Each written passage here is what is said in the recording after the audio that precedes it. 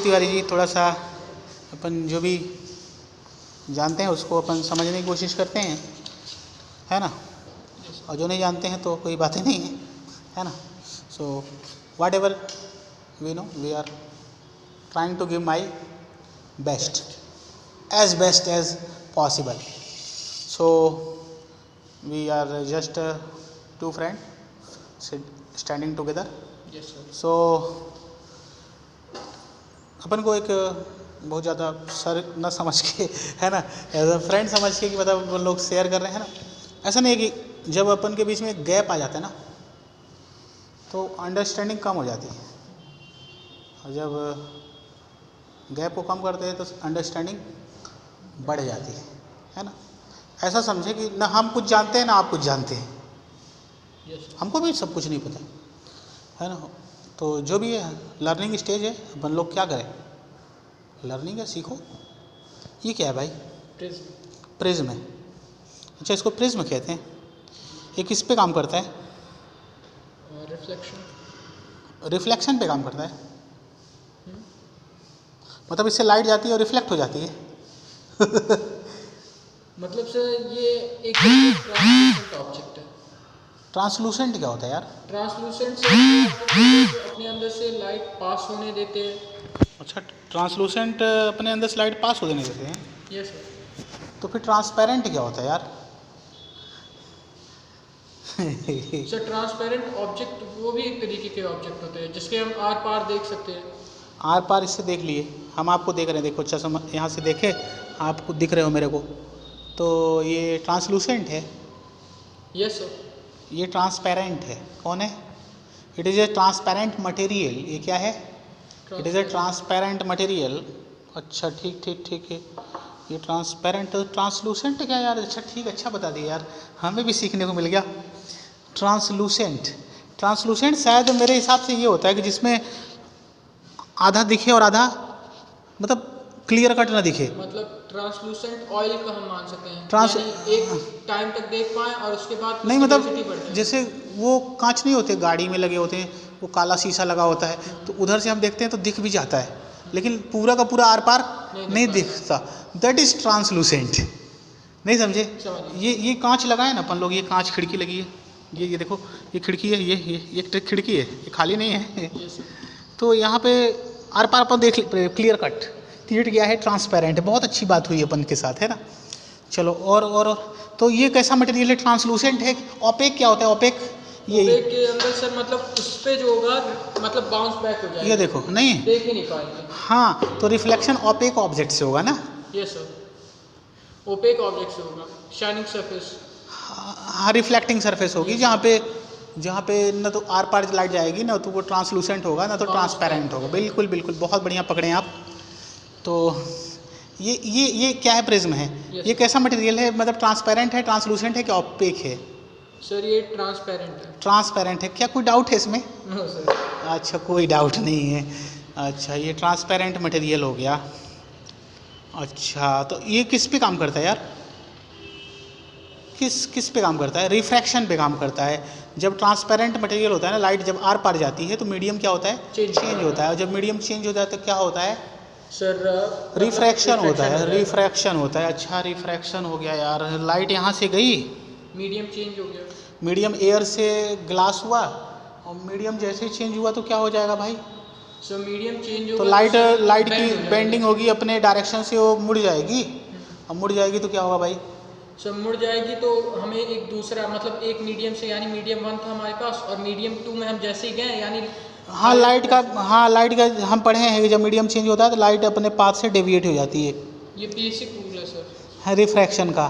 तो हम एयर में लाइट थी, अरे लाइट कहाँ से जलेगी यार? लाइट का ट्यूबलाइट लगाएंगे क्या? हम चाहे तो एक स्मॉल रे को भेज सकते हैं सर, या फिर लेजर लाइट का यूज़ कर सकते हैं। नहीं, हम कोई लाइट यूज़ नहीं करेंगे। होता क्या है, ऑब्जेक्ट से निकलती हैं रेज। क्या निकलती हैं? रेज। हमें आँखों से नहीं दिख रहा है, लेकिन जब ऑब्जेक्ट रखेंगे इसके सामने तो क्या निकलेंगी? रेज।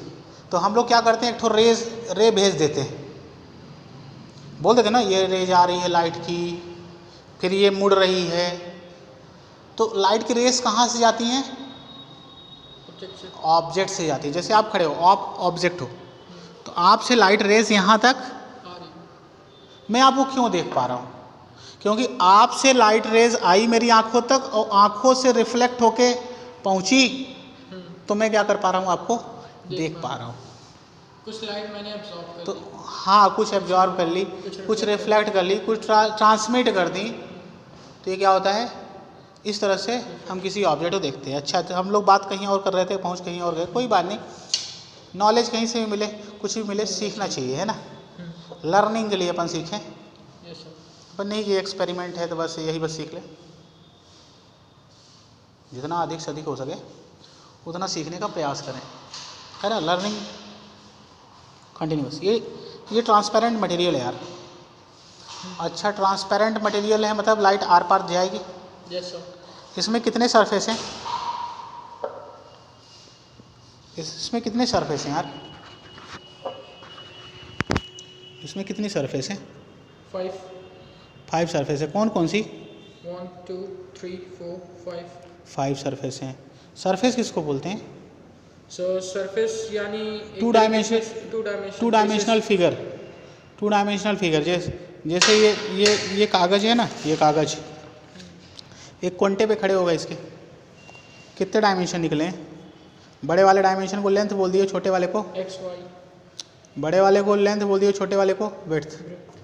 2 डायमेंशन है, लेंथ विड्थ क्या होते हैं? डायमेंशन। तो ये क्या बन गया? एक प्लेन। 2 डायमेंशन से क्या बनता है? प्लेन। अब प्लेन को क्या बोलते हैं? सरफेस।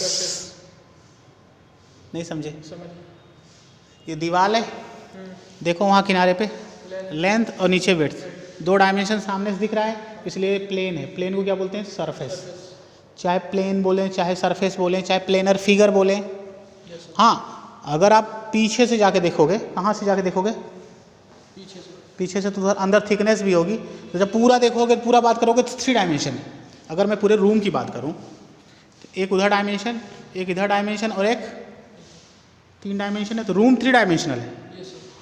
अब ये पूरा साइड ना गिनने लगना कि लेंथ विड्थ हाइट, फिर एक ठो इधर साइड, एक इधर साइड। एक किनारे पे खड़े हो जाओ किनारे पे खड़े हो, वहाँ पे नहीं जाओ, नहीं यहाँ से देखो, किनारे पे खड़े हुए, ये बड़ी वाली डायमेंशन है लेंथ, ये छोटी वाली विड्थ और नीचे वाली, कितने डायमेंशन का रूम हो गया? 3 डायमेंशन का रूम हो गया। लेकिन अगर मैं दीवार बस की बात करूँ सामने से, 2, तो ये बड़ी वाली लेंथ और नीचे वाली विड्थ, सामने से 2 ही डायमेंशन दिख रहा है। पीछे से चले जाऊँ तो एक और डायमेंशन दिखेगा, 3 डायमेंशन। हाइट को डेप्थ और थिकनेस भी बोलते हैं, सही है। तो रूम कैसा डायमेंशन का फिगर है? 3 डायमेंशन। अगर मैं इसको सामने से देख रहा हूँ, कैसा है? 2 डायमेंशन है। एक तीसरा डायमेंशन भी है, लेकिन ये अगर ये 10 रुपया है, ये मान लो 100 रुपया है, ये 50 रुपया है, ये 4 आना नहीं है। ये है क्या? तो 4 आना को हम लोग क्या कर लेते हैं? निगलेक्ट कर देते हैं। भैया 4 आना का क्या वैल्यू है? इसलिए कितने डायमेंशन का फिगर हो गया? 2। वैसे कोई 2 डायमेंशन का 2 डायमेंशन का फिगर नहीं होता, 3 डायमेंशन ही होता है। लेकिन तीसरा डायमेंशन अगर नेग्लिजिबल है तो हम उसको 2 डायमेंशनल फिगर मान लेते हैं। और 2 डायमेंशनल फिगर को और क्या बोलते हैं? प्लेनर फिगर बोलते हैं, या प्लेन बोलते हैं, या सरफेस बोलते हैं। अगर इसको सरफेस बोलते हैं, तो सरफेस क्या है? एक 2 डायमेंशनल फिगर है। नहीं समझे? सामने से अगर इसको बोलते हैं, ये सामने से देख रहे हैं, जैसे मैं ऊपर से देख रहा हूँ तो इसको बोलते हैं टॉप व्यू। अगर मैं इसको साइड से देख रहा हूँ तो मुझे एक लाइन दिख रही है, इसको साइड व्यू बोलेंगे। फ्रंट से देख रहा हूँ, फ्रंट व्यू। ऐसे ऊपर से देख रहा हूँ, टॉप व्यू। ऐसे सामने से देख रहा हूँ, फ्रंट व्यू। साइड से देख रहा हूँ, साइड व्यू। साइड व्यू में कैसा दिख रहा है? लाइन। फ्रंट व्यू में कैसा दिख रहा है? प्लेन। नहीं समझे? और प्लेन फिगर को क्या बोलते हैं? सरफेस। बहुत बढ़िया। यहाँ पर लोग कहाँ प्रिज्म में चल रहे थे, अपन कितना डेप्थ नॉलेज सीख रहे हैं। कोई बात नहीं, सीखना ही चाहिए। देखिए यहाँ पे देखिए प्रिज्म। तो प्रिज्म में ये क्यों बताया मैंने? क्योंकि यहाँ पे इसकी ज़रूरत पड़ेगी। जैसे मैंने आपको बोला कि सरफेस बताइए, इसमें सरफेस कितनी सरफेस है बेटा? 5 सरफेस है। सरफेस क्यों बोलते हैं? सरफेस प्लेन को बोलते हैं। तो प्लेन कहाँ से आया भाई? प्लेन 2 डायमेंशन से आया। देखिए सामने से अगर आप देखेंगे 2 डायमेंशन दिख रहे हैं, लेंथ और विड्थ। अरे 2 डायमेंशन है ना। एक कोंटे पे खड़े हो जाइए, कितने डायमेंशन दिख रहे हैं? 2 हैं। वैसे 3 डायमेंशन। एक कोंटे पे खड़े हुए, 1 2, ये 3 डायमेंशन फिगर है। लेकिन आप फ्रंट से अगर आप देखो तो 2 डायमेंशन दिख रहा है कि नहीं? 2 डायमेंशन दिख रहा है, तो ये सरफेस नहीं है। तो कितनी सरफेस हुई? एक सरफेस सामने, एक सरफेस सामने, एक पीछे। अच्छा ये सरफेस क्यों है भाई? क्योंकि 2 डायमेंशन है सामने से, देखो इसलिए मैंने पूरा कॉन्सेप्ट क्लियर किया, नहीं समझे? समझ गया। देखो मतलब एक तो तरीका ये था कि माँ के डायरेक्ट बता दें इतनी सरफेस होती, एक पहले पूरा सरफेस का ग्राउंड तैयार किए हम, यस सर। फिर तुमको पकड़ाया कि अब पकड़ो सरफेस को, है ना? Yes sir. मतलब इतना सब कुछ बताया क्यों? एक सरफेस समझाने के लिए नहीं समझे? समझ गया। तो मतलब सरफेस तुम्हें जनवाने के लिए इतना बड़ा कहानी रचना पड़ा। Yes sir. तो एक किनारे पे खड़े हो गए, सामने ये कौन सा व्यू तुम देख रहे हो? Front view. फ्रंट व्यू देख रहे हो। फ्रंट व्यू से तुम्हें सरफेस दिख रही है कि नहीं दिख रही है? एक, हाँ सर। और अगर तुम पूरा देखो, अगर पूरा फ्रंट से ना देखो, ये पूरा ऐसे तिरछा करके मैं दिखाऊं तो तुम्हें एक सॉलिड दिख रहा है, सॉलिड। 3 डायमेंशन दिख रहे हैं। एक ये, लेंथ, विड्थ एंड हाइट। एक नहीं लेंथ विड्थ हाइट नहीं, 3 डायमेंशन है, वो कुछ भी हो सकते हैं भाई। एक वर्टेक्स पे खड़े हो जाइए, कितने डायमेंशन है? 1 2 3। लेकिन अगर आप इसको फ्रंट से देखो तो 2 डायमेंशन दिख रहा है। तो ये 2 डायमेंशन फिगर को क्या बोलते हैं? Planar figure. प्लेनर फिगर ये सरफेस भी बोलते हैं, सरफेस। तो सामने से ये भी प्लेनर फिगर है कि नहीं? तो ये भी सरफेस का काम करेगी कि नहीं? 2 डायमेंशन है तो ये भी एक सरफेस है। तो हर एक सामने से जब आप व्यू देखोगे तो हर एक ये जो सामने दिखेगा फिगर, ये जो आकृति दिखेगी वो सरफेस दिखेगी नहीं? तो कितने सरफेस है इसमें? इस पे अगर 3D से देखे जाएं तो 5 है और सामने से 1 फ्रंट व्यू। सामने से नहीं, हम पूरे सरफेस की बात करें, अगर इसको काउंट करें कितने सरफेस हैं? 5 सरफेस हैं। Yes sir. अच्छा, इसमें 2 ट्रायंगुलर सरफेस है, यस सर। एक ये वाली सरफेस और एक जस्ट इसके पीछे वाली ट्रायंगुलर है, और बाकी सरफेस कैसी हैं? रेक्टेंगुलर। रेक्टेंगुलर है। कितनी रेक्टेंगुलर है? 3। तो prism is a transparent material which has 5 surfaces and they are refracting in nature। Refracting surface है भाई, लाइट का इस पर रिफ्रैक्शन होगा, out of which 3 is rectangular and 2 is triangular. Yes sir. नहीं समझे? समझ गया। So a prism is a transparent material also known as medium, in which it has 5 refracting surface, out of which 3 are rectangular and 2 are triangular। Yes sir. नहीं समझे? समझ गया। अच्छा, समझ गए अपन लोग, बहुत बढ़िया। अब क्या करें इसमें देखें। अच्छा, इसमें एक शब्द होता है एंगल ऑफ प्रिज्म। जैसे आप यहाँ से लाइट भेजेंगे तो लाइट यहाँ से जाएगी और फिर इस पार से निकलेगी, तो यहाँ पे 2 जगह पे रिफ्रैक्शन होगा। कहाँ, कितनी जगह पे रिफ्रैक्शन होगा कुलदीप तिवारी? 2 जगह पे। एक जब एयर से गई फिर ग्लास में गई, एयर से ग्लास में गई तो क्या होगा भाई? सर मतलब डेंसर, मतलब एक जगह रेयरर से डेंसर में जा रही है, और फिर डेंसर से फिर रेयरर में, फिर यहाँ डेंसर से इस वाले में निकलेगी। तो 2 जगह पे रिफ्रैक्शन होगा। अगर आप ऐसे लाइट को भेजोगे तो लाइट को इंसिडेंट ऐसे कराए और रिफ्रैक्ट ऐसे दूसरे सरफेस से। तो जब दूसरे सरफेस से जो रे निकलती है उसको बोलते हैं इमरजेंट रे। नॉर्मल से जो एंगल बनाती है उसको बोलते हैं एंगल ऑफ इमरजेंस। किससे दिखाते हैं? स्मॉल ई से। नहीं समझे? और जो रे इंसिडेंट कर रही है इस सरफेस पे हम नॉर्मल बनाएंगे, नॉर्मल से जो एंगल बनाएगी वो इंसिडेंट रे, उसको बोलेंगे एंगल ऑफ इंसिडेंस। नहीं समझे? अच्छा ठीक है। एंगल ऑफ प्रिज्म क्या होता है? हम लोग बोल देते हैं ये वाला एंगल ऑफ प्रिज्म है, ये एंगल ऑफ प्रिज्म है 60 डिग्री। मतलब ठीक लाइट है। उस ऑब्जेक्ट पे जाए और ये जो हमारा प्रिज्म था वो ऐसे था, तो लाइट जैसे देखो गई तो एक देखो angle form ये ट्रायंगुलर, ये तीनों साइड बराबर दिख रही हैं। ये triangular prism equilateral triangle shape का है। इक्विलेटरल ट्रायंगल में ये तीनों एंगल कितने के होते हैं भाई? 60 डिग्री के। तो ये एंगल ऑफ प्रिज्म 60 डिग्री है। लेकिन एंगल ऑफ प्रिज्म होता क्या है यार? पहले ये समझिए ना यार। Yes sir. हम बोलते हैं ये एंगल ऑफ प्रिज्म है, हमको आगे एग्जाम में मतलब हमें समझना है कि एंगल ऑफ प्रिज्म को डिफाइन करना है, और हम कहते हैं ये होता है angle of prism. The angle formed by prism during the refraction when the incident ray fall on it। अच्छा, incident ray fall on it, angle formed called angle of prism. कुछ पच नहीं रहा है भाई, है ना, हजम नहीं हो रहा है। चलो इसको समझते हैं फिर से। Yes sir. ये लाइट रे हमने इंसिडेंट कराया, यस सर। फिर लाइट रे रिफ्रैक्ट हुई, तो रिफ्रैक्शन में कौन सी 2 सरफेस काम आई? कौन सी 2 सरफेस काम ली? रेक्टेंगल। एक ही। कौन सी बताओ ना यहाँ पे कौन सी? ये वाली और सर ये वाली। तो जिन दो सरफेस के बीच में रिफ्रैक्शन होता है उन दो सरफेस के बीच का जो एंगल होता है उसे ही एंगल ऑफ प्रिज्म कहते हैं। नहीं समझे? समझ गए। मैंने कहा कि आप इसको पलट दीजिए, अब आप लाइट यहाँ से भेजिए और लाइट यहाँ से निकालिए। अच्छा मान लो, चलो मैंने बोला कि लाइट इसको पलट देते, अब लाइट मैं यहाँ से भेज रहा हूँ, यहाँ से निकाल रहा हूँ, तो एंगल ऑफ प्रिज्म कहाँ का हो जाएगा? यहाँ का, क्योंकि ये एक सरफेस, ये एक सरफेस, तो ये दो सरफेस के बीच का एंगल क्या हो जाएगा? Angle of prism. नहीं समझे? समझ गया। इसको पलट देते हैं, लाइट यहाँ से भेजे, यहाँ से निकाले, इन दोनों सरफेस के बीच का जो एंगल होगा एंगल ऑफ प्रिज्म कहलाएगा। नहीं समझे आप? अच्छा ठीक है, ये सब बेसिक कॉन्सेप्ट हैं। अब प्रिज्म का एक्सपेरिमेंट करने के लिए बताइए हमें, इसको क्या बोलते हैं कुलदीप? सर सबसे पहले ये वुडन कार्डबोर्ड। बहुत बढ़िया, वुडन कार्डबोर्ड, बहुत बढ़िया। ये कागज़ की जरूरत पड़ेगी। और बताइए कुलदीप, देखो अभी पूरा हम लोग जो पढ़ रहे थे ना, पूरा ग्राउंड तैयार किए है ना, पूरा ग्राउंड जाने, पूरा बेस। जब हम लोग घर बनाते हैं तो पहले पूरा बेस देते हैं ना, पूरी नींव ऐसी मजबूत कर दो कि पिलर ना डगमगाए, कि ये भूकंप भी आए तो ये बिल्डिंग ना टूटे, है ना। तो अपन लोग पहले क्या बनाए? बेस बनाए। ठीक है, जितना अपन से बना, ठीक है, हर एक चीज़ हमसे भी नहीं आता, वो किसी से कोई भी प्रॉब्लम होती है ना, कोई भी होगा तो प्रॉब्लम तो होगी। तो हमने पूरा अपना बेस बनाने की कोशिश की है।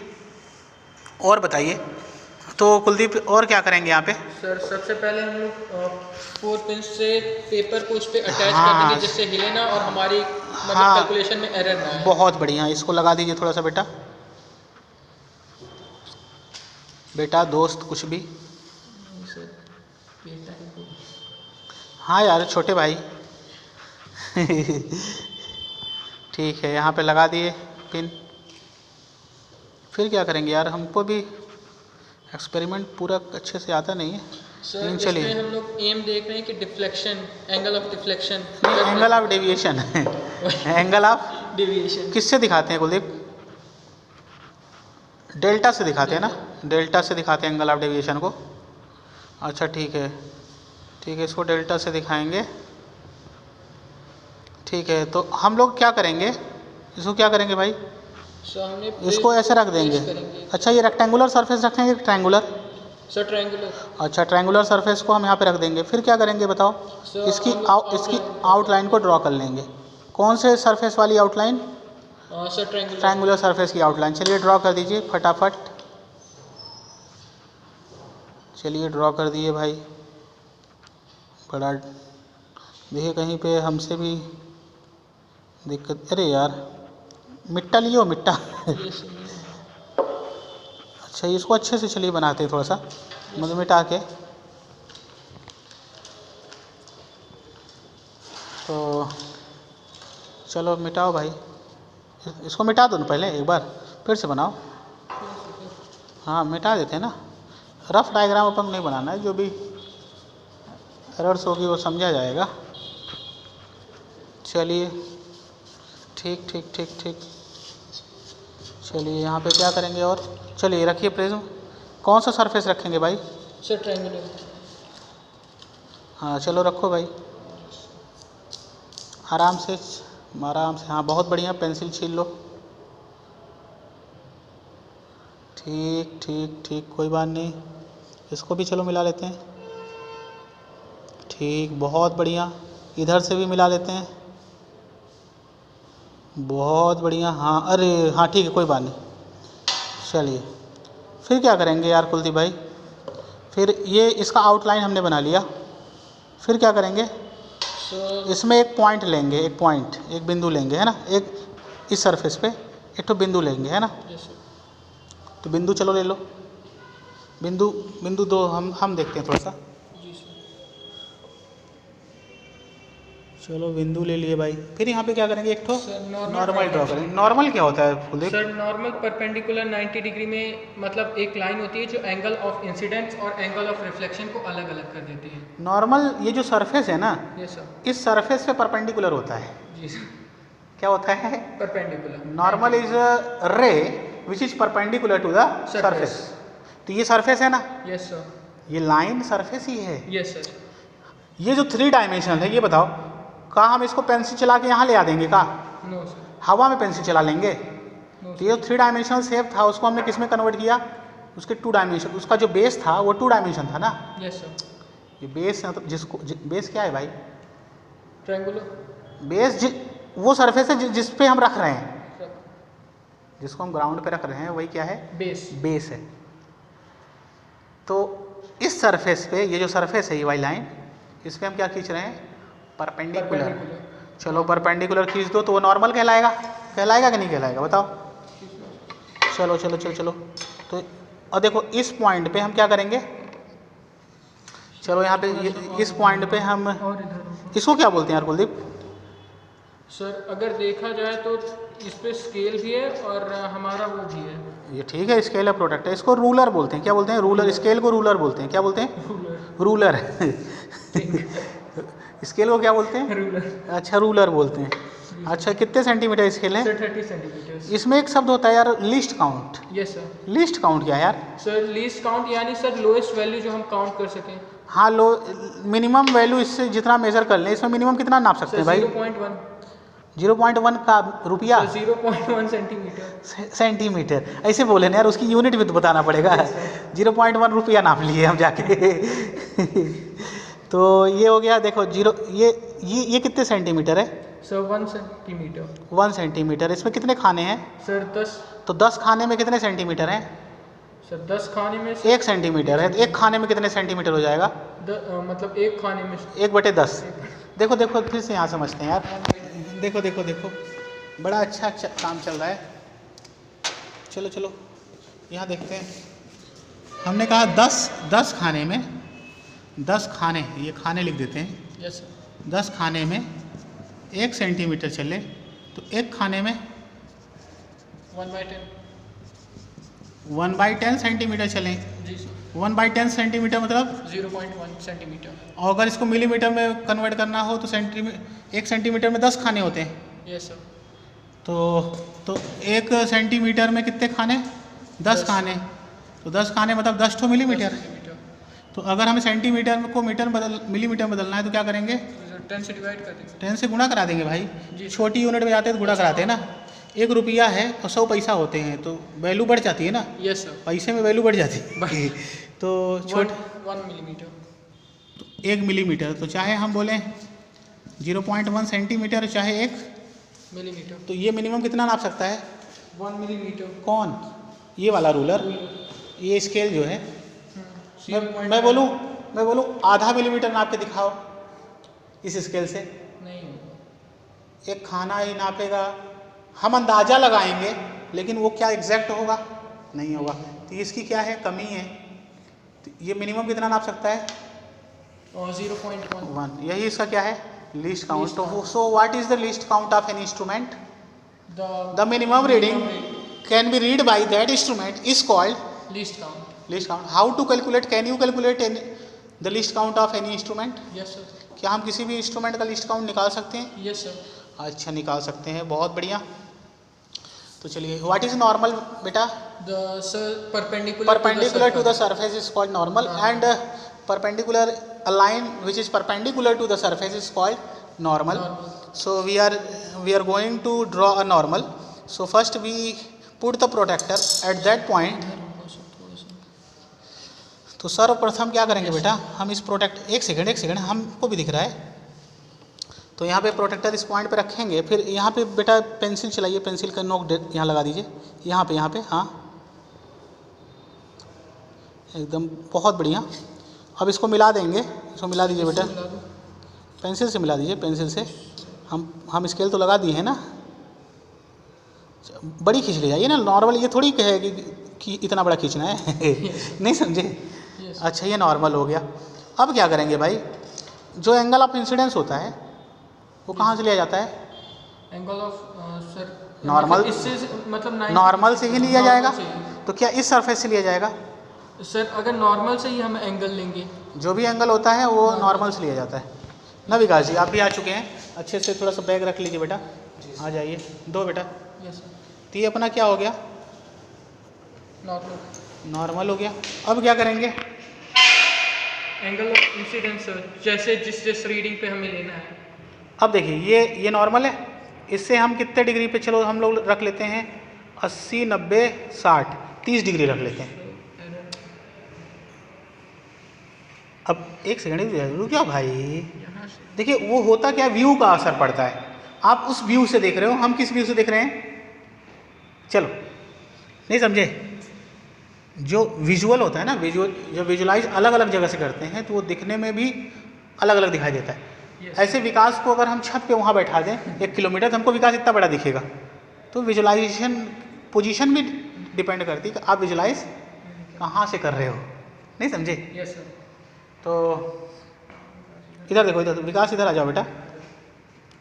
तो विकास जी, तो यहाँ पे देखिए, यहाँ पे हम एक एंगल ऑफ इंसिडेंस सेलेक्ट करेंगे, नॉर्मल से ही एंगल लेंगे। देखो यहाँ 90 है, तो 80, 60, 70, 60, 60 पे आए तो मतलब कितना एंगल बना, 30 डिग्री का। तो नॉर्मल से 30 है ना, घूमे यार। Yes sir. जो भी एंगल लेना है कहाँ से लेना है, नॉर्मल से। से। इस सरफेस नहीं लेना है, क्योंकि एंगल ऑफ इंसिडेंस कहाँ से डिफाइन होता है, नॉर्मल से। तो चलो 30 डिग्री रख लेते हैं। चलो यहाँ पे 60 पे टिक मारो फटाक से, 60 के सामने, बहुत बढ़िया। और इसको क्या कर दें बेटा, तब ये ना बोल देंगे कि 60 पे टिक मारे हैं तो एंगल ऑफ इंसिडेंस 60 है। कितना है कुलदीप भाई, 30। ये पूरा खींचो ना, ये नॉर्मल को डैश डैश से दिखाते हैं, इंसिडेंट रे को फुल लाइन से दिखाते हैं। बहुत बढ़िया। सेम हो जाता है। नहीं तो नॉर्मल को डैश, हमने गलती की है, बहुत बढ़िया है ना। डैश डैश डैश किसको दिखाते हैं, नॉर्मल को। तो ये हमारी क्या हो गई बेटा, एंगल ऑफ इंसिडेंट रे। ये इंसिडेंट रे है, जो रे आ रही है। ये रे कहाँ से आएगी यार, कोई ऑब्जेक्ट रखा होगा वहाँ से आ रही होगी। Yes sir. हम लोग मान लेते हैं बस रे आ रही है, सीधे भेज दी है ना। कोई ऑब्जेक्ट इसके सामने रखा होगा, जैसे कुलदीप खड़े होंगे तो वहाँ से रे जा रही होगी। Yes sir. मान लो ये ऑब्जेक्ट, ये मार्कर रखा है, ये रखो भाई। वो ढक्कन कहाँ गया इसका, ये इसका ढक्कन कहाँ चला गया यार। चलो कोई बात नहीं, ढक्कन देख लिया जाएगा। वो है ना, ले आओ विकास, इसको लगाओ इसमें थोड़ा सा ये। तो जैसे ये ऑब्जेक्ट रखा है, अरे यार बड़ा खतरनाक। उसी को रख लीजिए, सही सर। किसको, इस शॉर्पनर को। एक्चुअली होता क्या है ना, शॉर्पनर की विड्थ बहुत ज़्यादा है। चलो कोई बात नहीं। होता क्या है, ये ऑब्जेक्ट होगा, इसकी रेस इधर भी निकल रही होगी, इधर भी निकल रही होगी, इधर भी निकल रही होगी, इधर भी निकल रही होगी। At all direction. तो हमें, हाँ, हर डायरेक्शन में ये रेस अपनी भेज रहा होगा, यस सर। है ना। Yes sir. ऑब्जेक्ट से रे आई हमारे आँख तक, आँख से रिफ्लेक्ट हुई और वहाँ पहुँची, इसलिए हम इसको देख पा रहे हैं। Yes sir. Why you are looking, कैसे आप इसको देख पा रहे हो, इससे रेज मेरी आंखों तक आई, रिफ्लेक्ट होके यहाँ तक गई, इसलिए हमें क्या कर रहा है, दिखाई दे रहा है।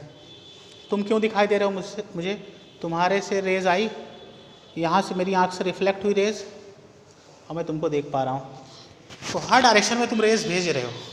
तो ऐसे ये ऑब्जेक्ट क्या कर रहा है, हम गए प्रिज्म में रेज बना दिया, ये रेज कहाँ से आई ऑब्जेक्ट से आई यार, और उस ऑब्जेक्ट की इधर इमेज दिखेंगे, ठीक है। Yes sir. अरे यार ये जो प्रिज्म है ना, कहाँ गया प्रिज्म भाई, इसको ले जाओ ना, जहाँ बल्ब जल रहा हो वहाँ लगा दो, तो बल्ब से क्या आएंगी, रेज इस पे पड़ेंगी, और इस बार जब देखोगे 7 कलर दिखेंगे, देखना। तो ऑब्जेक्ट से क्या निकली, रेज, रेज इस पे टकराई, उसका क्या हुआ, रिफ्रैक्शन, और इधर से जब लौटी तो क्या निकला, 7 कलर। 7 कलर दिखा, मतलब क्या हुआ, स्प्लिट हो गई that light, splitting of white light into its 7 colour is called refraction. is called splitting of light. is called dispersion। Dispersion कहलाता है, डिस्पर्सन क्या कहलाता है, तो लाइट का स्प्लिटिंग हो जाती है। बट फिनोमेना तो सर वही रहेगा, नहीं समझे। तो ये जो रे निकलेगी इमरजेंट रे ना, उसमें 7 कलर होंगे कितने कलर होंगे, हम अपनी आंखों से नहीं देखते हैं, जब लाइट में हम देखते हैं लाइट, वो कौन सी लाइट, बल्ब वाली, तो वहाँ 7 कलर दिखते हैं। तो देखिए हमने यहाँ पे एंगल ऑफ इंसिडेंस सेलेक्ट किया है ना विकास जी, ये एंगल ऑफ इंसिडेंस रखा है कितना, 30 डिग्री, 30 डिग्री का। अब क्या करेंगे बेटा सर, अब देखिए रे को जाना कैसे चाहिए था, अब रे को जाना कैसे चाहिए था, जल्दी बताइए। रे को सीधे चले जाना चाहिए था। वैसे हमने ये रफ डायग्राम बना दिया, गलती कर दिया। रफ मतलब इसको स्केल से मिलाना चाहिए था। ऐसे ही कर देते हैं ना सर। चलो इसको तो सीधे इसी लाइन को बढ़ा ले आओ, इससे पूरा मिलाओ, इससे टच कराओ, नहीं समझे। रुक जाओ रुक जाओ रुक जाओ रुक जाओ, अभी सही नहीं बैठा है यार, थोड़ा सा। हाँ देखो हमारी लाइन अलग जा रही थी। रे को डैश डैश से दिखाना चाहिए था, क्योंकि फुल इसलिए नहीं खींचेंगे क्योंकि रियल में लाइन नहीं जा रही है। Yes sir, imaginary. क्या इधर रे गई? No sir. अगर इधर रे नहीं गई तो ये फुल लाइन हमें नहीं खींचना है। कैसे खींचना है? Dash dash dash. ठीक है खींच दिया, कोई बात नहीं, लेकिन डैश डैश कर देते हैं। डैश डैश का मतलब ये हुआ कि रियल में रेज नहीं जा रही हैं, अपीयर में नहीं जाना चाहिए थी, नहीं समझे। इधर देखो, अब क्या होगा, इसमें 2 पिन काट देंगे। क्या करेंगे विकास? दोनों पिन के बीच का गैप कितना होना चाहिए? 5 सेंटीमीटर। हाँ चलो बहुत बढ़िया विकास, तो सब आता है एकदम। विकास तुम्हारा एक्सटर्नल बढ़िया प्रैक्टिकल जाएगा।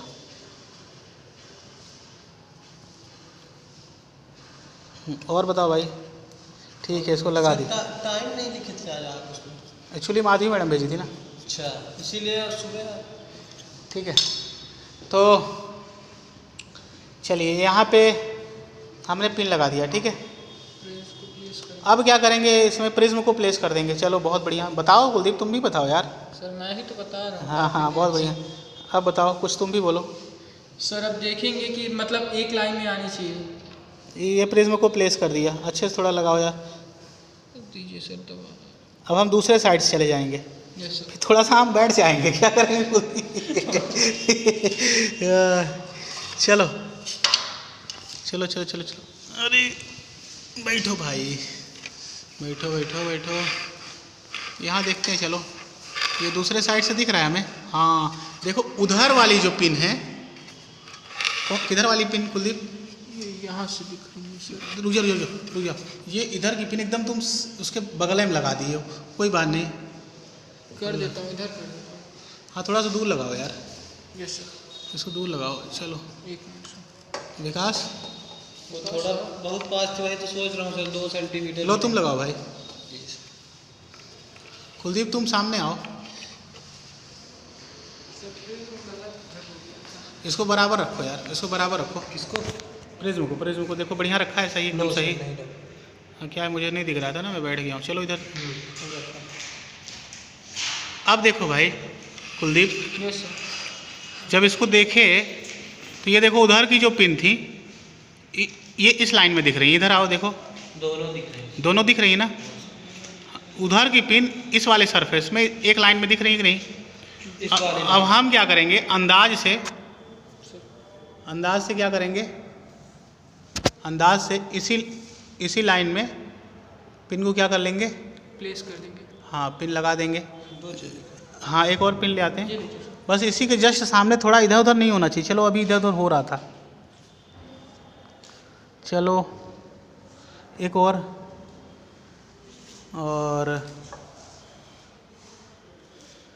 ये लगा दिए। ठीक है चलो अब प्रिज्म हटा देते हैं। अब पिन को भी निकाल लेते हैं। निकाल दो पिन को भी, निकाल लो पिन को भी निकाल देते हैं। ठीक है अब इसको क्या करो, इसको मिला दो स्केल से। चलो मिलाओ, इसको स्केल से मिलाओ। इन दोनों को ज्वाइन करते हुए एक लाइन को मिला दो। चलो मिला दो फटाफट। रुको रुको। हाँ हाँ चलो, नहीं फुल लाइन मिलाओ, क्योंकि ये कौन सी रे जाएगी, पूरा निकाल ले जाओ, सरफेस तक पहुंचाना है। चलो ये कौन सी रे कहलाएगी, ये कौन सी रे कहलाएगी, ये कौन सी रे कहलाएगी कुलदीप? सरफेस तक। चलो भाई इसको पकड़ो, कागज को, ये सरफेस तक ले जाएंगे। कौन सी रे कहलाएगी, जल्दी बताओ, ये कौन सी रे कहलाएगी? ये जो रे निकली है दूसरे सरफेस से। Yes sir. अच्छा इसको इंसिडेंट रे बोलेंगे। इंसिडेंस नहीं होगा। इसको वैभव जी के हिसाब से इंसिडेंस बोल देंगे ना वैभव? इमेजिनरी रे। अच्छा इमेजिनरी रे बोल देंगे वो, बहुत बढ़िया, इमेजिनरी भी बोल देंगे। There are so many talented persons in the universe. इसको पकड़ो भाई, ये विकास इस मोबाइल पकड़ो, थोड़ा सा मोबाइल को यहाँ से दिखाओ इसको। तो राजकुमार जी कहाँ थे? तो देखिए इसको हम क्या करेंगे, इसको डैश डैश डैश से बनाएंगे। क्यों? क्योंकि रियल में ये रे नहीं जा रही है। अब देखो ये जो पिन गड़ी थी, इस पिन को ये जो पिन गड़ी थी, इस लाइन को क्या कर लेंगे, इस लाइन को प्रोसीड कर देंगे और इसको कहाँ मिला देंगे बेटा? सरफेस में। और सरफेस में जहाँ पे ये इंटरसेक्ट करेगी उस पॉइंट पे क्या करेंगे? नॉर्मल ड्रॉ करेंगे। चलिए नॉर्मल ड्रॉ करिए। नॉर्मल कैसे ड्रॉ करेंगे? 90 डिग्री टू द सरफेस। हाँ, इस सरफेस पे इस पॉइंट पे जाके 90 डिग्री पे एक लाइन खींच लेंगे। ये क्या हो गया बेटा? और नॉर्मल में, ये रियल में तो कोई रे है नहीं, डैश, इसलिए डैश डैश से बना देंगे। और इस नॉर्मल को भी डैश, इस नॉर्मल को भी डैश डैश डैश से बनाएंगे। ठीक है,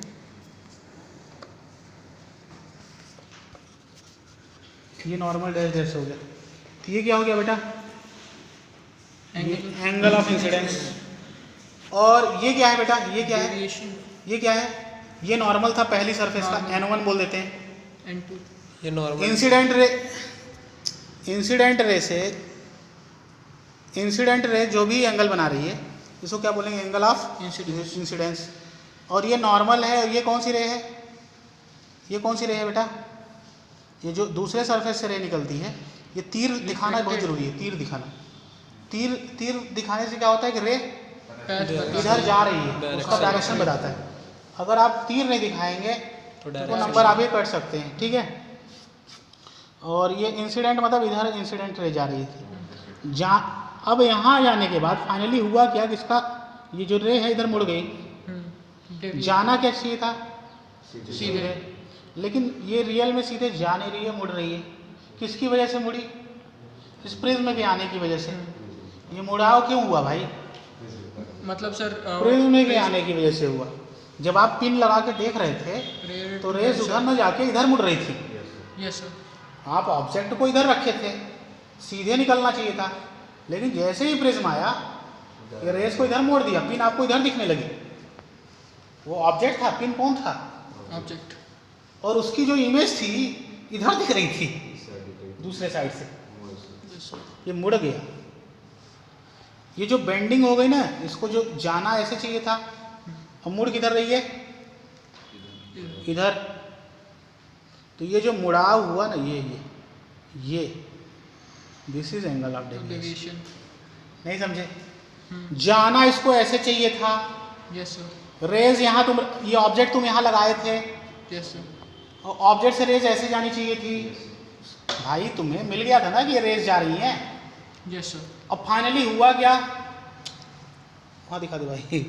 तो फाइनली क्या हुआ? रेज इधर मुड़ गई, बेंड हो गई। तो ये जो इंसिडेंट रेज जानी चाहिए थी और फाइनली जो मिल रही है, दोनों के बीच का जो एंगल होगा वही तो डेविएशन हुआ। डेविएट हो गई ना अपने रास्ते से। Yes sir. डेविएट मत होइए भाई अपने रास्ते से। माइंड को यहाँ दिखाइए। तो ये क्या हुआ? ये लाइट रे डेविएट हो गई। यही एंगल डेविएशन कहलाएगा, एंगल ऑफ डेविएशन। जिधर जाना चाहिए था, जिधर जा रही है, इस रे को, जो दूसरे सरफेस से रे निकलती है, इसको क्या बोलते हैं?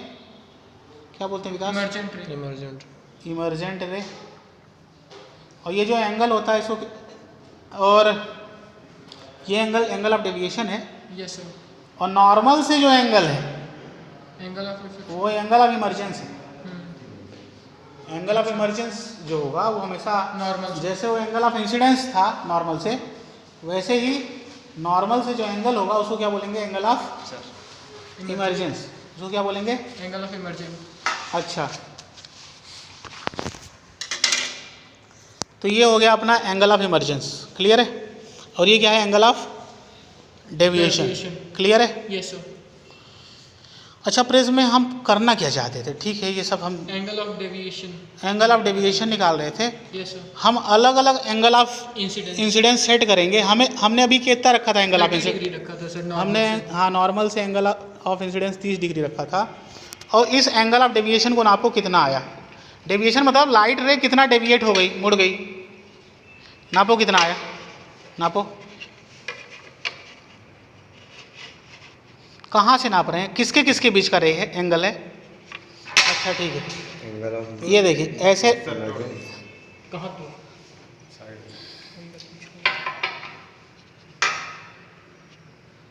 तो ये रे है, ये अपनी एक लाइन है कि नहीं?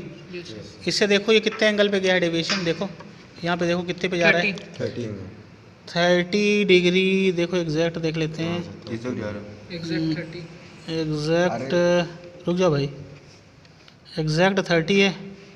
चलो तो 30 पे रखे एंगल ऑफ इंसिडेंस के, अरे एंगल ऑफ डेविएशन कितना आया? 30 डिग्री। फिर क्या करेंगे, यही प्रिज्म लगाएंगे, एंगल ऑफ इंसिडेंस चेंज करेंगे, फिर डेविएशन देखेंगे, फिर एंगल ऑफ इंसिडेंस 40 करेंगे, 50 करेंगे, 60 करेंगे, 70 करेंगे, ऐसे ही रीडिंग नोट और एंगल ऑफ डेविएशन देखते जाएंगे। फिर क्या होगा, रीडिंग नोट करके हम मिनिमम डेविएशन निकालेंगे। हम क्या करेंगे कि इसका मिनिमम डेविएशन कितना आता है। तो हम फाइनली हम पूरी रीडिंग हम लोग नहीं करने जा रहे हैं, तो फिर हम लोग एक ग्राफ बनाएंगे। देखिए ये जो हमारा प्रैक्टिकल है वो है to find the angle of minimum deviation through a glass prism. तो हमारे पास एक ग्लास प्रिज्म है, उसमें हम एंगल ऑफ मिनिमम डेविएशन पता करेंगे।